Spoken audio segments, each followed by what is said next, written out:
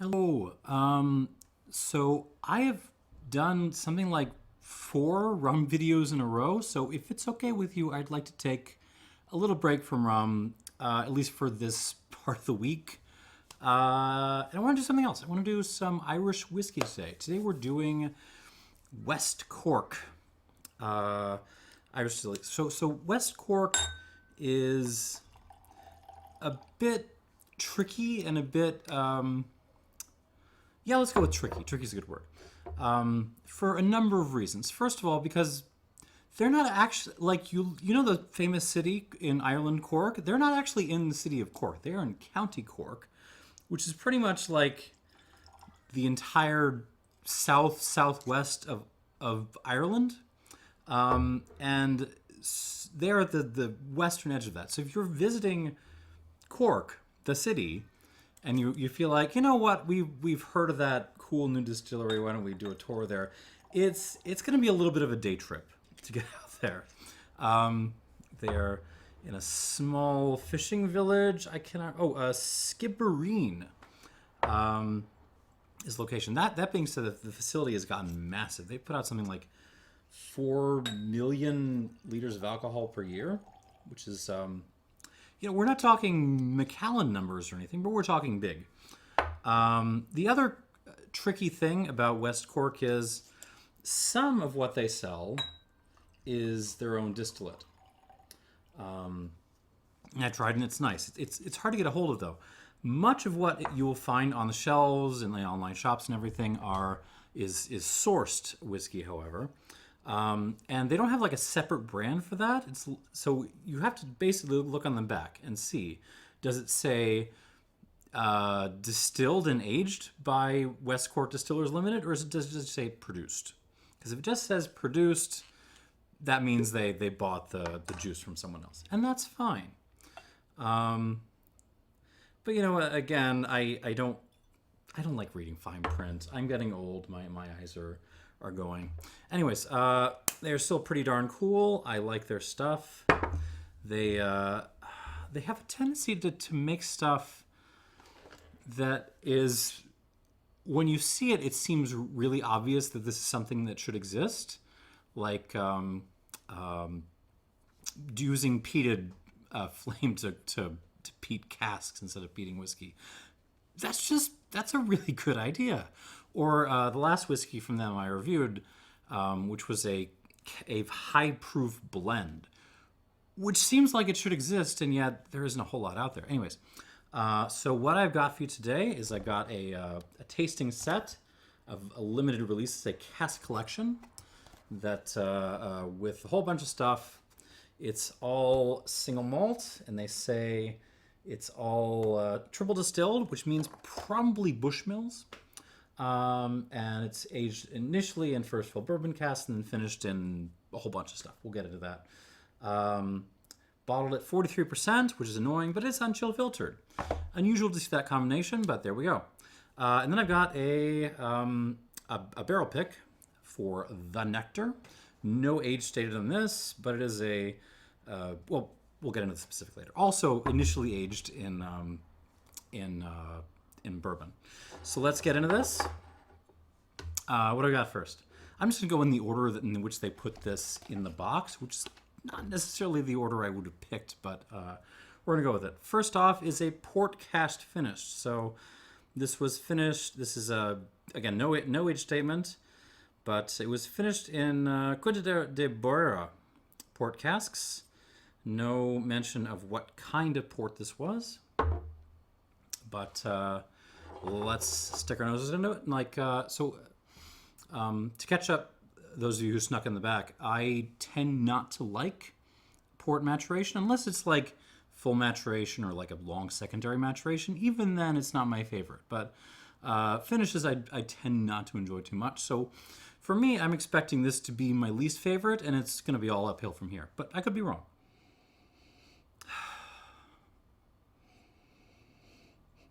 If you are a whiskey fan, and you're trying to drink whiskey in the summer, Irish is, especially malts, are kind of a good pick. Because they usually, even when they throw a ton of cask at you, and you're just like smelling splinters and stuff, like there's a freshness to these. There's a little bit of a grassy character. It just makes it pleasant to drink in slightly warm, say humid, soupy Chicago lake weather. So what have we got here? We got a mix of kind of classic malty notes. So first of all, what I should say is I'm not getting an obnoxious amount of port influence, which for me is good. Yeah, most of this is just a very, very clean malt. So I'm getting some applesauce. I'm getting a little bit of like kind of light dark chocolate. We're not talking serious stuff. We're talking like 68% dark chocolate. There's a little bit of a hint of dried grass in there. A little pineapple. Vanilla, certainly the bourbon cask is speaking up. And I'm looking around for the port, and there just isn't that much. There's maybe like one little half strawberry and maybe like one fennel seed thrown in. Maybe a little bit of herbaceousness coming through, a little bit of like dried basil or something. But it's very light. It smells really like a fresh, fruity bourbon cask malt. A little bit of oatmeal happening.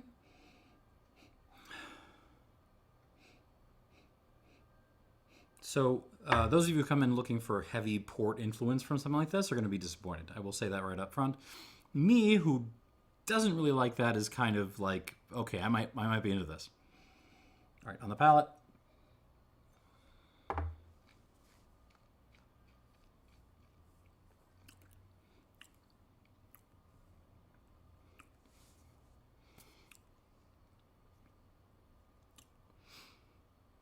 Yeah, pretty dang clean actually. It's I'm especially impressed by the length of the finish. Most of what's holding on in the finish is the cask, but there's also some fun, along with that kind of like overstewed tea effect, like cask, wood tannins. There's also some nice kind of herbaceousness going on. There's some black licorice. There's some a little bit of like wet leaves going on in the finish.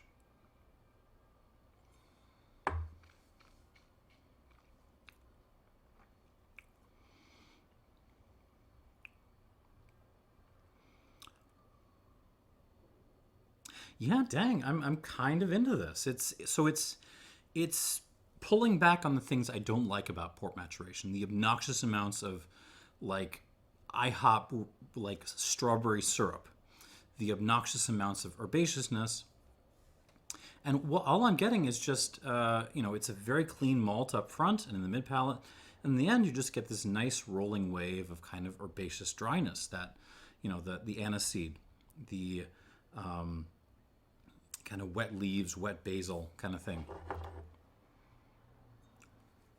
I'm sort of into this. It's not spectacular or anything, but you hand me a glass of this at a party, and I'm delighted.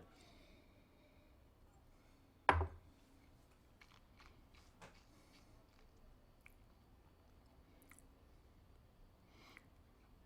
should talk about the front.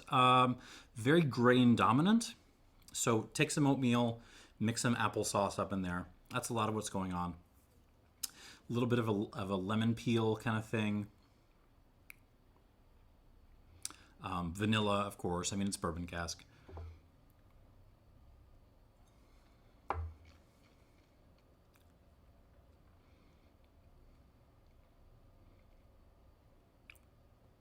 Yeah, not a ton to the front end and the mid palate. It's just a nice, clean, grainy, slightly grassy as well. There's a little bit of grassiness in there.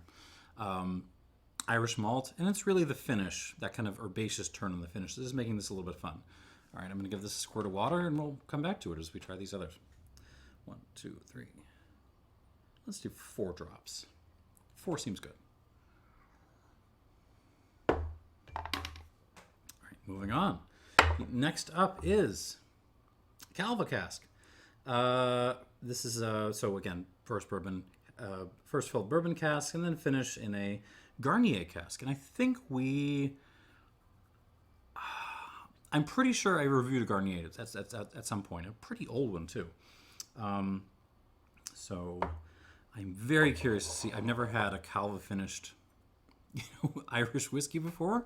Here we go.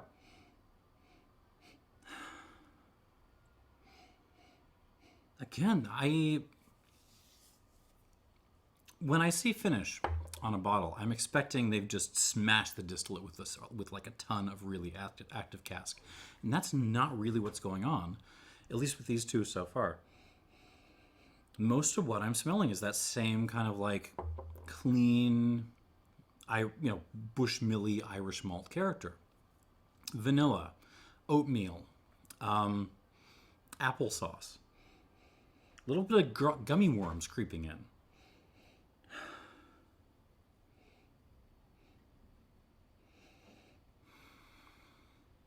There's some, a little bit of a tobacco hint on this, which I wasn't getting before. Or at least, not as pronounced. Like a little bit of a Virginia tobacco, fresh kind of bright leaf.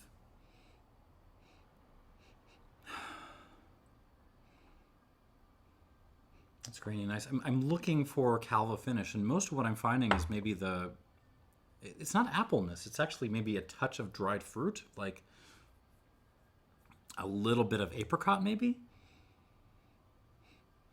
Yeah, more so than appliness on this. I'm getting kind of little hints of French oak. Yeah, maybe some apricot, like half a fig. Oh, and some black pepper as well, which was not as pronounced as on the port cask. On the palate.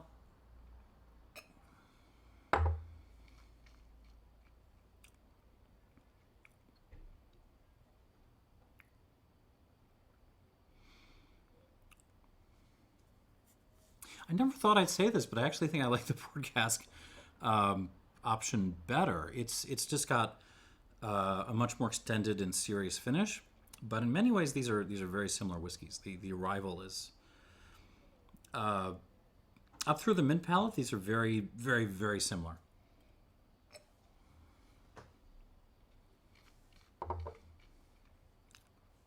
Yeah, arrives on oatmeal, apple, pear slices. Come on, Phil. Focus, camera. And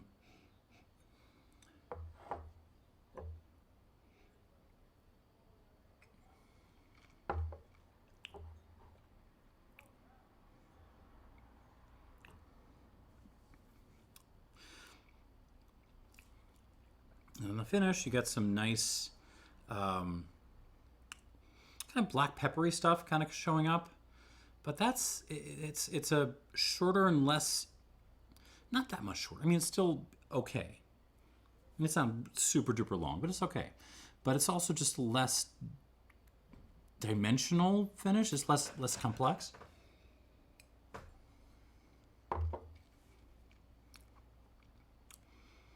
Grassiness. That gummy worms thing. Vanilla.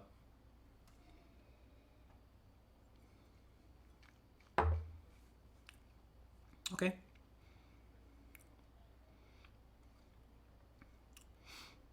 Yeah, if you could replace the kind of leafy herbal aniseedy thing that's happening on this with more of a black peppery thing that's happening on this, I'd say they're very similar, at least on the palate. There's more differences on the nose.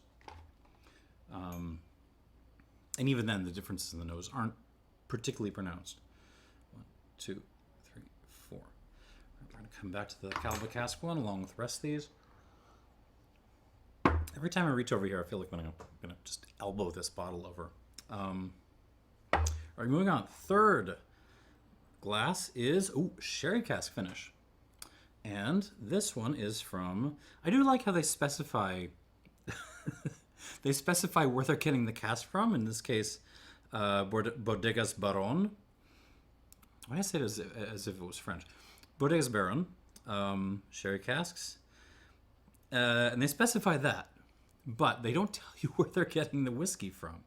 That's a little bit interesting. All right. Okay. So again, same stats: 43%, no color, no chill filtration. And by the way, look at that color. Does that look like they dumped it into some like Glenallachie style sherry up, roided up sherry cask kind of thing? No, it does not. I'm guessing all these got a brief dip, and that was kind of it. And I'm sort of okay with that. I mean, yeah, okay, so same kind of story. We're going to start with oatmeal, apples, quince, little quince jelly, slight grassiness, and this time I'm getting some prune in there. Little prune, little pepper, black pepper again.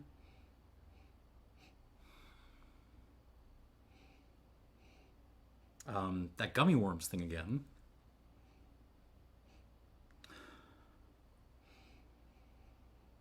And yeah, similar kind of story, except this time we're not getting the basil-y leafy thing.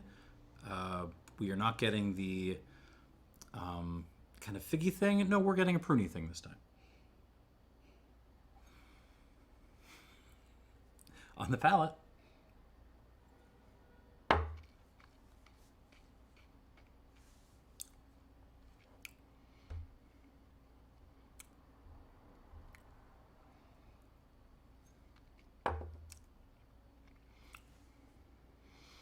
There's more new dimensions on the palate from this than on the previous two. So I'm getting, okay, so you're getting the same story with the base distillate, right? Apple, grassiness, little hints of like tea leaves actually as well. Little gummy worms, all that kind of on the front end. So the tobacco thing again, the bright leaf, Virginia. But you're also getting the pepper thing and just this kind of like take a little bit of like mashed up prunes and mixed up with a little bit of like the the better than bouillon stuff, the gross jars that you're supposed to mix with hot water to make soup. You take a little bit of that, you mix it with your mashed up prune. That's kind of what this is adding to the equation, and it works.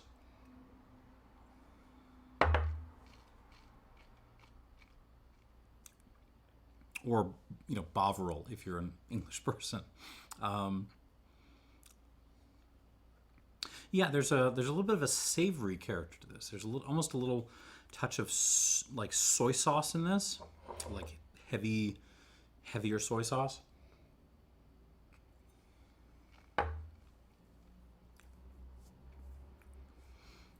Finish still isn't quite as long as on the port cask, but if anything, it's got still another little bit of dimension to it. I like this one. All right, move on. 1, 2, 3, 4. All right, next up, glass 4 is this one is bourbon cask finished in virgin oak from the Kelvin Cooperage in, I think, Kentucky. Where are these guys? USA, they say. So virgin Quercus alba. Hey, bro, we heard you like American oak, so we put some more American oak in your American oak. All right, let's see what we got.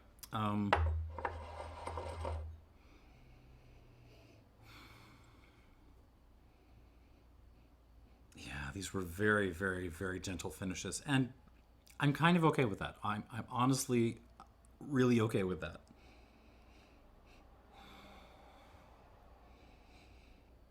This one just smells like you took what was going on in the others and just removed the finishing element. I mean, I'm just getting vanilla, oatmeal, applesauce,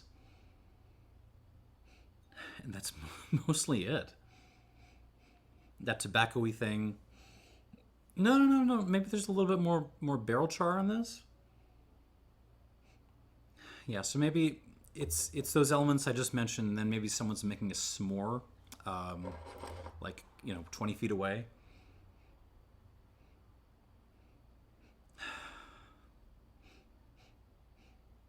Yeah, I mean that's. I'm trying to come up with more descriptors, and that's kind of what I got. Okay, on the palate.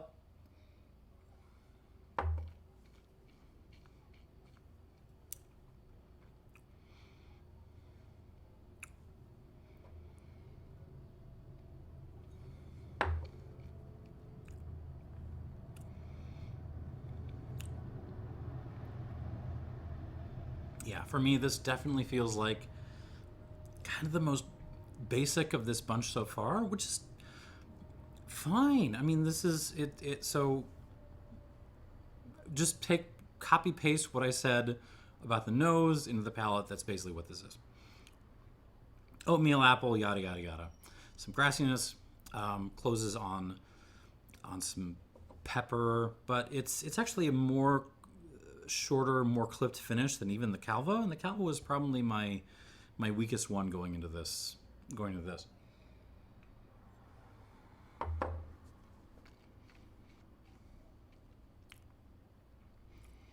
It's nice vanilla, a little bit more barrel char than the others. But yeah, like the finish, the mouth feel, it just feels like a little bit of a step down. Not a huge step down. Like this, we're still very much talking about family resemblances so far, but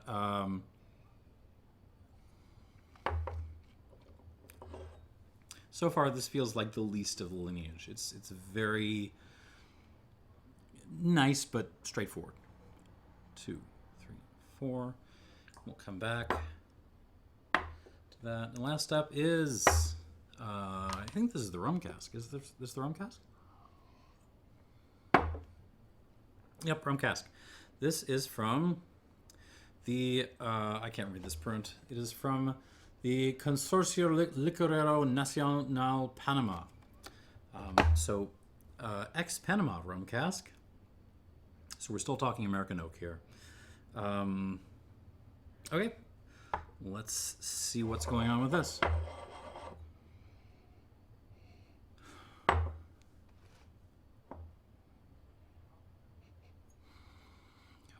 This might be the shyest of the bunch on the nose.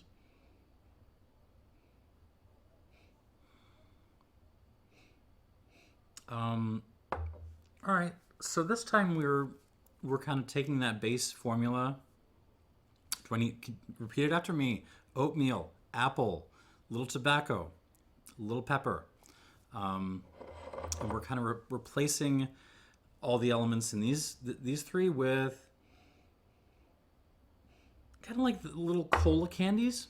So take all that, tear up some cola candies, sprinkle them on top. That's kind of what it smells like.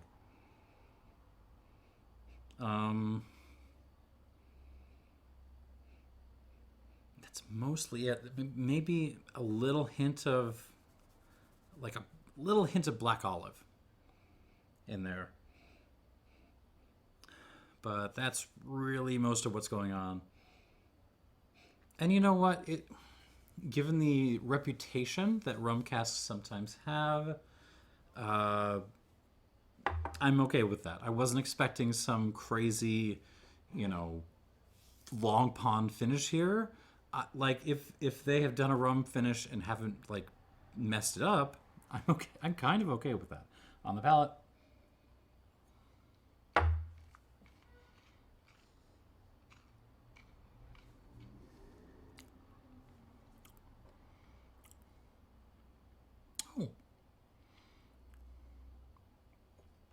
That's actually rather pleasant. So it kind of, there's kind of this explosion of flowers as this transitions from the arrival into the mid palate. Finish is a hair bit hollow. Maybe it'll fix that on the next sip. Hold on.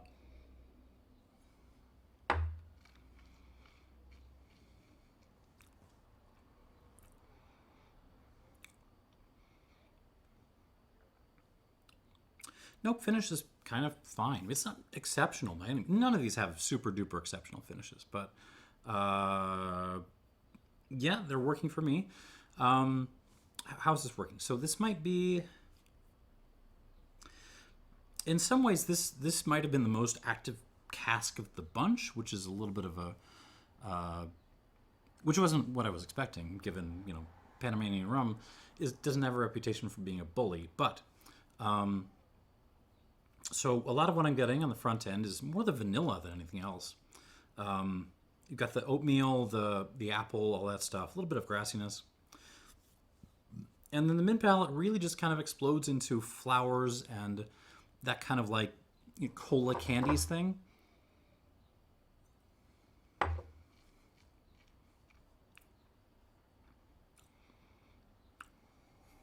Yeah. And that mostly holds through the finish. You get a little bit of pepper.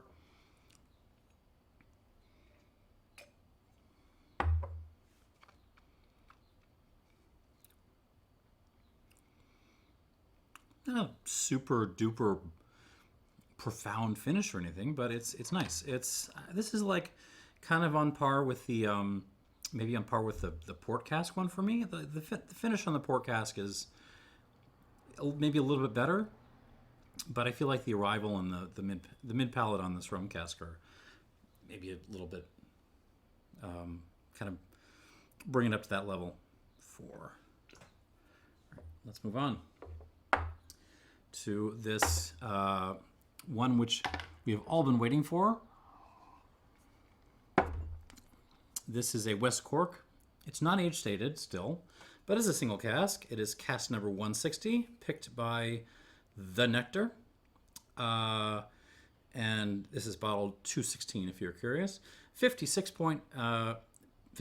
alcohol flat, no point in there actually, and it is first full bourbon cask finished in a toasted and lightly charred first full bourbon barrel. So what they've done is they've gotten a different first full bourbon barrel, and then they've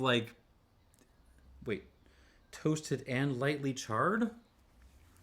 I guess there's some combination of different toasty charry levels. I don't know exactly, but that's something that they really like their oaky charring over at West Cork. So I guess as a result of that, no indication of triple distillation on this, so it might not be Bushmills this time. It could be Cooley. I don't really know. We're gonna taste and find out. Ooh. Right off the bat, a ton of ginger and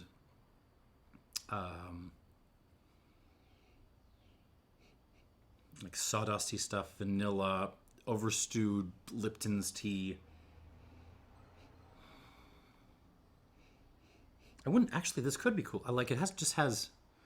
It feels like it's not just difference in casks. It feels like a different distillate, honestly. Maybe I'm wrong, but it could just be the strength as well. This is much stronger than the others.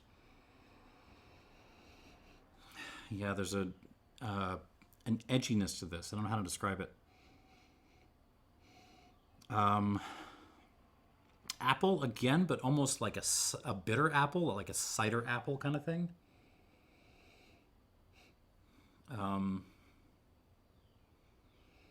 Oatmeal again, but it's almost more like a burned oatmeal kind of thing. There's a lot of char in this, a lot of black pepper.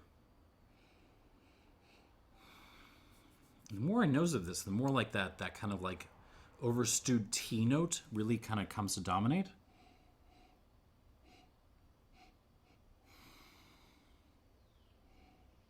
But also at the same time, a little bit of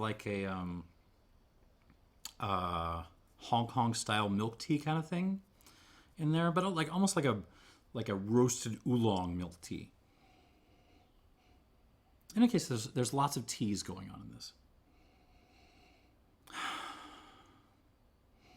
That little, it's still grassy, but it's less dried grass, more like almost freshly cut grass this time. A little bit of lemon peel. Lime peel as well. It's something tropical. What is that? Almost some guava, maybe. Just a touch of guava.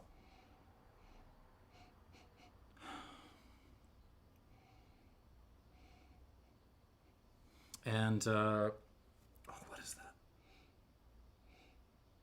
Oh, the gummy worms. The gummy worms are back. Yay. I mean, this nose is initially just as, it feels, a level up from these previous 5, and that could just be the strength, We'll see what happens when we get this bad boy down to more reasonable levels on the palate.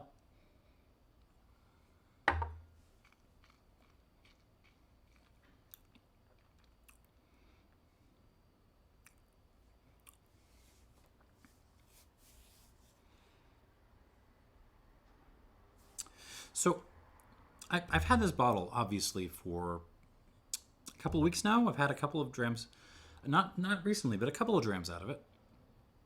And every time I feel like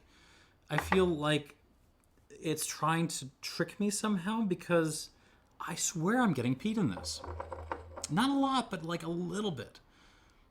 And I don't know. Do you have this bottle? Am I crazy? Leave a comment if you haven't this bottle and if you're getting peat in it or not, because I need to know if I'm losing my mind or not.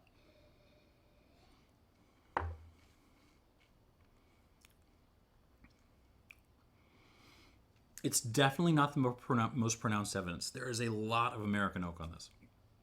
A lot of American oak. So take your entire jar of like Trader Joe's vanilla essence, and just dump it into an entire huge vat of, sweet tea that's been brewing on the porch for like a week in the hot summer sun, and then just dump a whole bunch of like sawdust and ash in there, and some burley tobacco, and that's the main flavor component of this. But I swear there's a little bit of like this tinge of like slightly grassy, fudgy peat element in this. Not Isla peat, not maritime peat, but like something in there.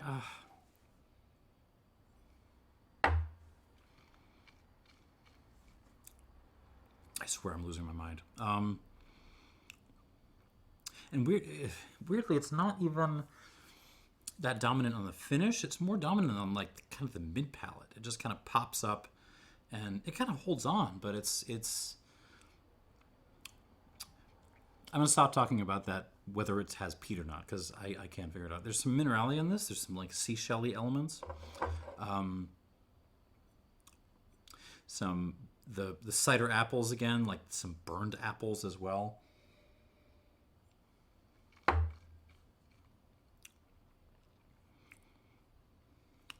Cereal-y stuff, oatmeal, but like burned oatmeal this time. Lots of burned stuff. But it is good. I mean, if you like this combination of what is essentially like a kind of a lighter, grassier, grainier spirit that's just been pounded with a ton of American oak and char and burned stuff, and maybe a hint of peat. I don't know what is going on with that. I swear it's in there.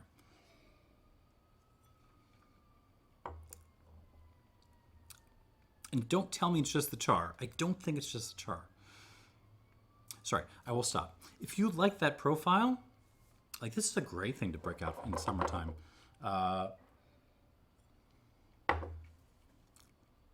it's growing on me. I think I like this every time I have a new glass of it. Not super complex by any means, but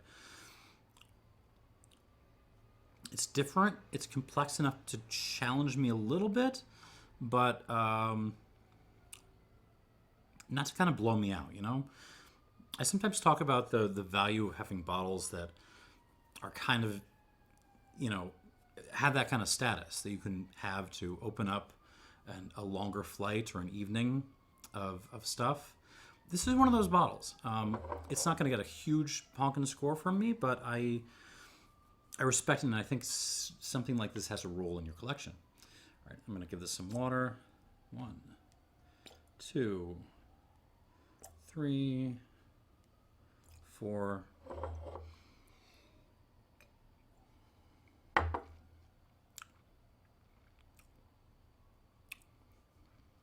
Ah, Jesus. Had to happen. Had to happen eventually. All right, I'm going to go 4.5 on this. And I'm gonna leave it alone, and we'll go back through these. Water.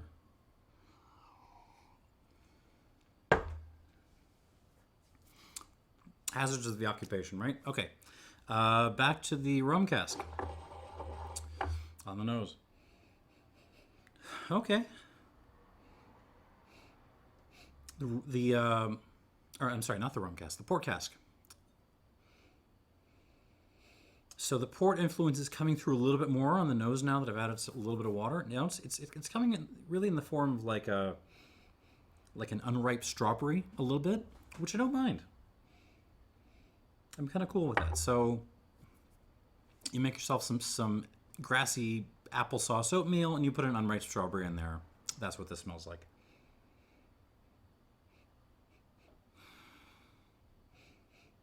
Yeah, a little more peppery as well. And I'm okay with that on the palate.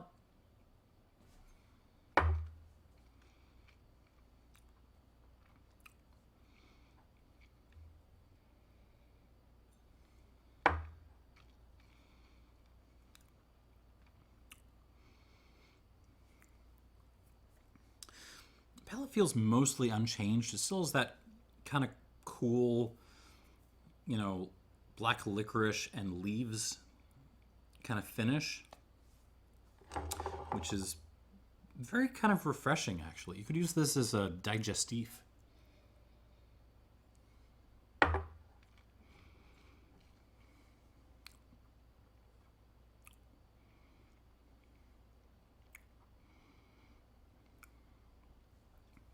Not a whole lot to it, but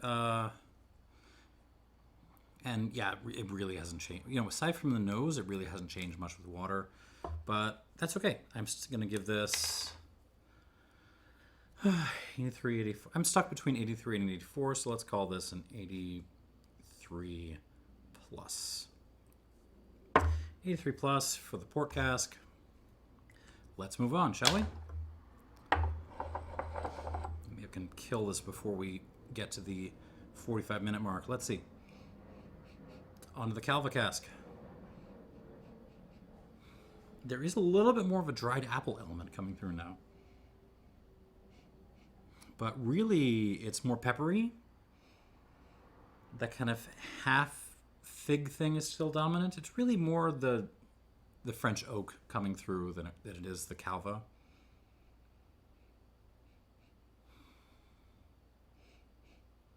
But yeah, it's... If anything, the nose has gotten a little bit better. It's gotten a little bit more complex and layered, which is good. Which is good to see. On the palate.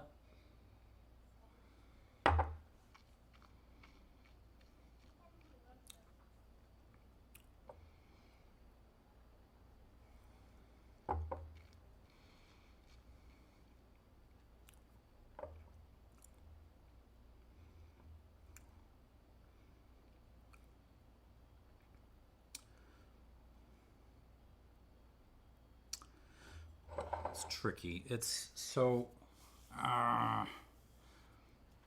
yeah, so with the port cask, it was really just the nose that stepped up, and the palate was mostly the same. With this one, I think it's actually a little bit better, both on the nose and on the palate, than it was before. Like, the finish is much more extended. It's a bit more peppery now as well.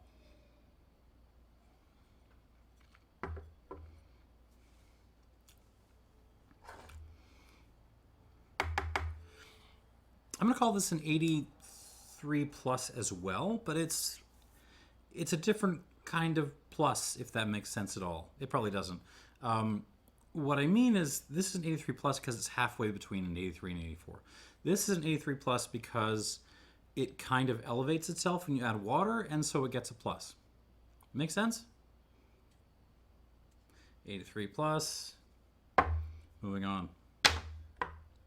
Of course it doesn't make sense. All right, well, let's move on to the Sherry Cask 1. This is probably leading the way for me and going into the second round here. Yeah, sherry and Bushmills distillate is never going to be a bad combination. And it isn't here. It's really the savory elements that are coming out in the nose. So yeah, I'm getting a little bit more of like a so imagine you took your bovril and soy sauce and gave them a little bit of brown sugar and mixed them up. So like sweet umami elements. And then you dumped all that on top of your oatmeal-y, apple-y, Irish whiskey stuff.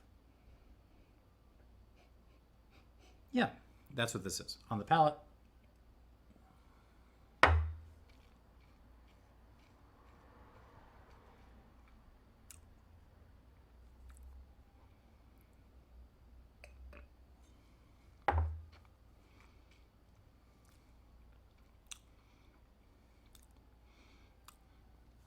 I mean, it's really textbook, but it's also really good. This isn't as good as the, what was it? The Napogue Castle 14 I tried a while back. But it's kind of doing that same thing. It's very, very fresh. Grassy, grainy, fruity up front, but there's a weight to this from the figginess, from those umami elements, from a very, very peppery back end that make this almost like a four-season kind of whiskey. This is very versatile, and I'm enjoying it.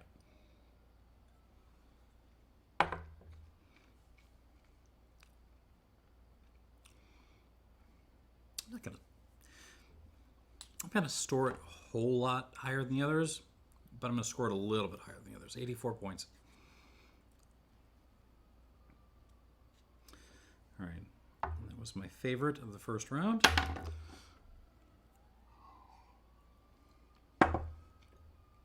Moving on to this is the Virgin American Oak, right? Yep. Coming in for the home stretch.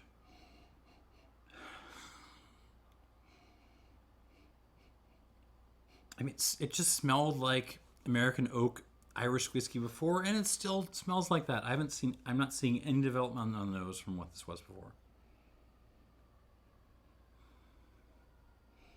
I mean, I don't hate it, but there's not that much to talk about. Just rewind to my first description of this. That's basically what this is. On the palate.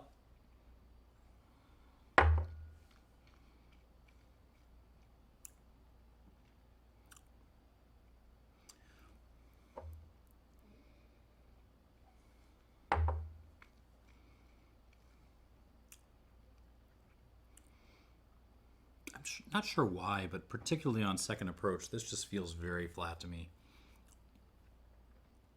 It's got a nice ashy arrival, kind of like tingles the front of my tongue with its, peppery spiciness. There's a little bit of like a Szechuan peppercorn thing, but the mouth presence is just very simple.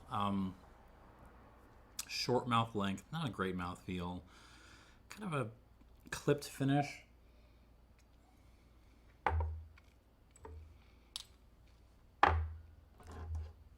Basic is the word. I'm going to give this an 82 out of 100.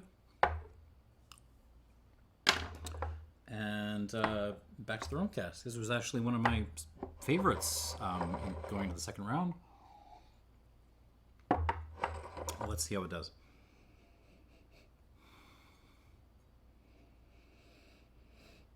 that's weird. It gets a little that kind of floral thing I was getting on the palate is now translating into the nose. But everything else is kind of pulled back a little bit. It's actually more reserved on the nose now. Huh. Okay, on the palate.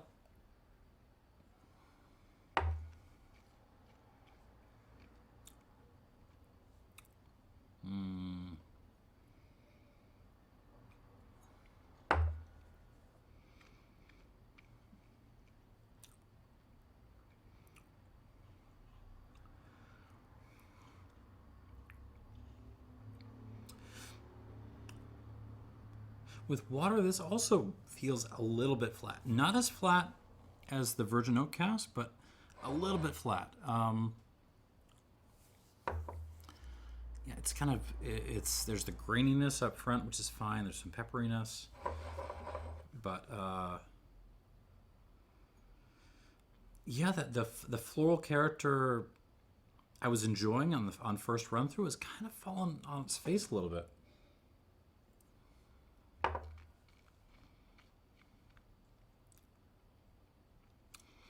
Yeah, it feels like it's dumbed down with water. I'm tempted to give this a minus. I don't think I will. But I'm not going to rate it as highly as... So initially I had it up there with the port cask, and now I don't think I do anymore. I'm going to give this an 83. And that's fine, but I think I recommend these first three a little bit more. All right, and back to the single cask.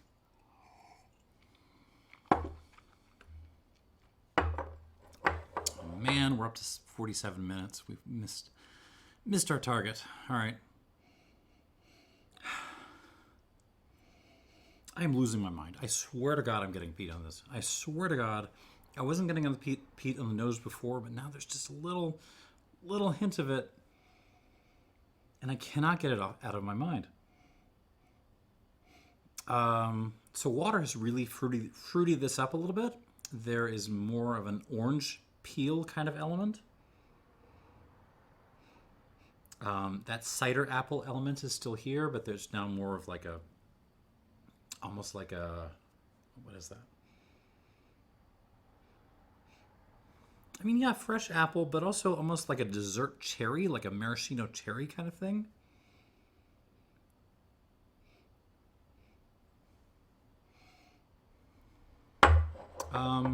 Yeah, that little hint of, I swear to God, I think it's peat. I think it's peat. But I don't trust myself. It's peat-like, whatever that means to you. And that might mean nothing to you, because I think it's... I'm failing you as a reviewer here. I really apologize. And there's a more pronounced minerality in the nose here. There was a lot of kind of like a seashell element on the palate. Now it's showing up in the nose. And what's really striking me is just the level of quality and complexity now. Like before, like this was head and shoulders over these five others. But you could say, well, it's just the strength. Now that these are kind of at the same strength, it still kind of seems head and shoulders above them. On the palate.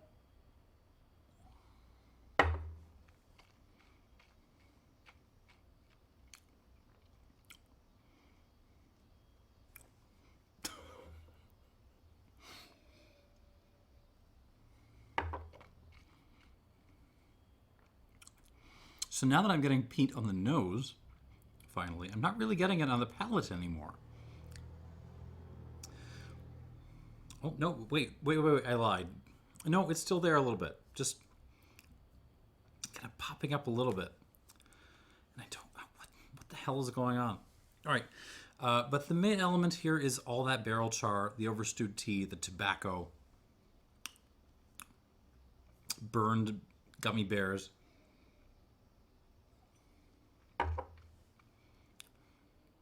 Vanilla, all that good stuff. There's more pepper with water. There's a little bit more of a, you have like a creme brulee element with water. This is just a good whiskey.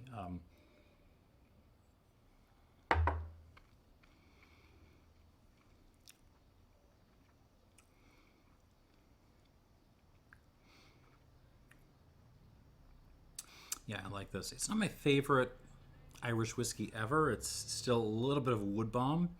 Still just a little bit of that kind of gingery, sawdusty thing. A little bit too much of that for my taste, but that little touch of peat or whatever the hell that is charming the heck out of me. And I do like this. I'm going to give this... Can I get up to 86? I can't do 86. I'm going to do 85 plus. And yeah, that is the score. And here are your winners. This is the best thing here. Single cask for the Nectar. Sherry cask. The Calva kind of came from behind a little bit and is now tied with the port cask, which I didn't expect to like very much, but I do.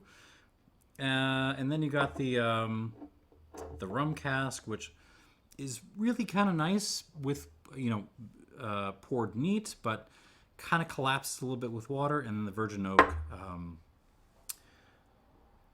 it's not that far behind the others, but it's definitely the loser here. And yeah, that's the lineup. Thanks for watching and cheers.